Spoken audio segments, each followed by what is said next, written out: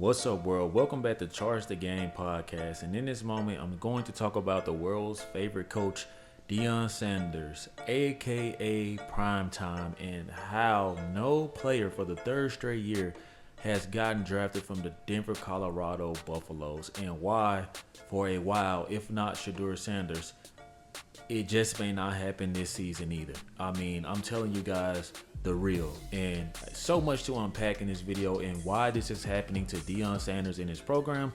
But before I get into that, I need you guys to do me a huge favor. Hit that like button, hit that subscribe button so that you guys can get future content videos. And thank you so much for the support. Back to the video. Deion Sanders, I told you guys, man, a lot of people are waking up and smelling the coffee. You know what I mean? Like, it can be fool's gold. You know what I'm saying? And that's what I've been sensing from afar. In every video I make, all of the African-American people think that I am being so ugly towards God. When we're so ugly towards each other, it makes no sense. We can be ugly towards each other and family members, but a guy who doesn't even know either one of us, we're ready to fight and kill over it. I just don't understand it. But anyway, I shall speak my piece. Deion Sanders, man, has created a laughable program, and this is exactly why a lot of the NFL teams who are plugged in, think about this, a lot of these NFL teams have great relationships with some of these college coaches, and you guys honestly think they're going to go against their better judgment with their friends who that not only have they saw the buffoonery going on with the Denver, Colorado Buffaloes, the whole world has. So it's not like they even need their college friends to vouch for this. They can kind of just go off Deion Sanders and his antics and how he carries himself. The bottom line is a lot of these players don't stick around long enough because they enter the transfer portal. We saw the top 5 recruit. We see a lot of top 5 recruits entering that transfer portal because they don't want to be a part of a clown show. And I do not disagree with them one bit. I think that it's in their best interest to do what's best for them. And you can't get mad at that. You know what I'm saying? People are getting more mad at the kids for leaving than the adult in the room, Deion Sanders. And that's why I have a problem with that. I made a video last year about how Deion Sanders literally threw his whole offensive line under the bus because Shedeur Sanders was getting sacked because he was trying to be Caleb Williams, because he was trying to showcase how great he was. And the line can only hold up for so long. And yes, they did have a weak line, but as a head coach, you should never drag your talent because every athlete on this field is going to have a bad day or a misplay or a play that's blown up. You see what I mean? And for Deion Sanders to do that, coaches look at that. They know that these kids aren't going to be developed the right way because they give up on kids that don't have star talent. If you're not a Shiloh, a Shedeur, or a Travis Hunter, the big three apparently, in Jordan Seaton now, that's kind of what all Deion Sanders cares about. You know what I'm saying? And he made the quote, "Get me now." He said this. He said, "Guys, get me now, because next year I'm going to be way better." Okay, well, we're going to see Deion Sanders, because what it looks like is you just may be worse because other teams are going to bulk up with transfer portal talent and athletes that have been homegrown there and that have been there for a while. It's going to probably blow up in Deion Sanders' face if he doesn't get this program changed or heading in a different direction. You got to think, man, just to get back at Deion Sanders, people are going to not take him seriously. A lot of the NFL scouts are going to laugh at him. They're not going to look into his program. If anything, they're probably going to look into programs where kids actually deserve the spotlight, where kids are desperate to make it to the league. And this is very bad because what's going to happen, a lot of minorities or minority families, they're not going to want to send their top draft kids to this program if they're not going to get looked at or draft or somewhat be frustrated. And these players are talking to other players. They see the players that go on Jason Whitlock's show and talk about how Deion Sanders was always late, how he downed everybody, how he only cared about himself, how he act young, how he only uplift his kids, his sons, Travis Hunter. You know what I mean? Like, that's going to hit home. And these are gossiping circles amongst coaches, players, and it's not going to go in Deion Sanders' favor. So the same people who are yelling this guy's glory, you send your kids there, okay? You send your kids there and see how this is going to go. Because a lot of people are under the impression that because you're black, you're supposed to send your kid to the person that's black. No, you should send your child to the best situation. That shouldn't have to be labeled a color, because Deion Sanders is only using his star power to attract kids and fooling them with fool's gold, promising them this and promising them that.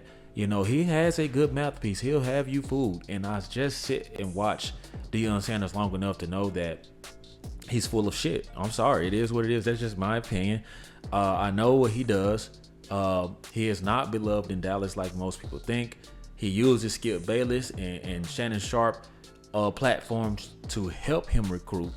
He wants to be the only coach in the media discussed. How do you guys think that makes these NFL coaches feel when they see that they have friends and colleagues and counterparts who deserve to be on TV shows, who deserve to be spoken about, and they don't even want it? They keep their heads down and they keep working for it. You see what I mean? That sticks in people's craw. It certainly stuck in my craw. I'm just going to be real with you guys, because I look at Eddie George, who's black. I look at a lot of the HBCUs who literally have black coaches, not discussed one bit. But because this was Deion Sanders, you know, this is who we're going to discuss. And for that very reason, there is no player being selected from his program. Let's get into this report where it says Colorado football sets unwanted program record at 2024 NFL draft. In fact, I'm going to screenshot this. It says Xavier Weaver, Jordan Dominique, Roderick Ward, Smoke, and every other eligible Colorado football player didn't have their names called at the 2024 NFL draft. And in the process, an unwanted program record was set for the bus. Now imagine these kids, man. I've never heard of these kids. Literally. You know why? Because all I hear about is Shador, Shiloh, and Travis Hunter. And I think Travis Hunter, out of all the kids there, is the best kid. His attitude, his sportsmanship, playing both sides of the ball. I like that, and I think that he's a gifted kid. He has a beautiful heart. So honestly, I support the crap out of Travis Hunter. I think that he is going to go a lot farther than Deion Sanders and his spoiled sons. That's just my take. It goes on to say, for the third year, not a single player from the University of Colorado was chosen in the NFL draft, marking the first time since 1936 that the Buffs were ignored on draft day for such a lengthy time period. And that speaks volume, you know what I'm saying? Because we don't know about how good or bad these players are, because, like I say, they don't discuss them. It goes on to say, now to be clear, Sanders' coaching staff does deserve some blame for there being no 2024 draft pick, since the entire roster was essentially crafted by his Colorado coordinators, assistants, and support staff. And to be honest, a lot of his support staff isn't as competent as most programs. These are guys, some of these guys have been following Deion Sanders around since he was coaching at the Christian Academy High School or wherever Shador Sanders went. And they don't have the experience on that level to be classified as savants. I think Warren Sapp could add a little edge to, you know, in the room for whatever coordinator position he'll get. It sounds good and it looks good, but hey, man, we see coaches in the NFL who haven't thrown a football at all. We see Howie Roseman, who never played football, the GM. You don't have to play football to have an eye for the game, but you do have to be experienced in just knowing how to scout raw talent. And I'm not going to say that Deion Sanders doesn't know how to do that. What I will say is that it just doesn't seem to be working in his favor. But I think that Deion Sanders is more annoying than his program. Goes on to say, but there's needed context here. Developing pros in just one season for a program that was far behind basically every other Power 5 school is a tough task. And you guys like Weaver and Dominique developed as well as possible given the circumstances. There's a good chance both will develop into better NFL players than many of the players who did have their names called in the 2024 draft. This kind of hurts my heart, man, because that's devastating for you to probably be all suited and booted, have your family involved, and then you don't even get selected. And I'm telling you guys, man, this isn't going to age well for a lot of these players. They're going to see a lot of these recruits, top 5 recruits, like McClain, who just left and said that Deion Sanders was a fake coach. He's playing for clickbait and likes, and he didn't want to be a part of that. He really wants to be challenged and be developed, because the next level is hard. You know what I'm saying? You guys see people in college all the time, and it looks like they're having their way on the field. Trust me, everybody in the NFL is an damn near all-star American 5-star recruit.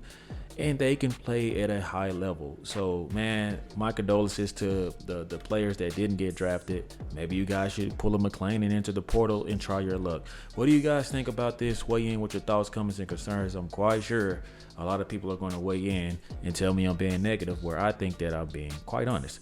Let me know, like always, if you guys enjoyed this video. Subscribe to the YouTube channel, like this channel, keep your boy in these algorithms. I do this for you guys. Thank you so much for the love and support. Like always, let me know how you charge the game. Peace.